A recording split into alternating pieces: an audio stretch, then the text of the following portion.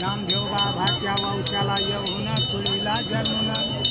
दान पावत पांडुरंगाला रुक्मी माहीला जन्हाबाईला स्वपन काकाला मुक्ताबाईला त्यांच्या पुळीचा दोन्ही पुळीचा घंटा वाजला झाडा रविला दान पावत नागनाथाला ब्रह्मनाथाला नवनाथ बाबाला दान देऊन पाठीभूतानं धर्म करून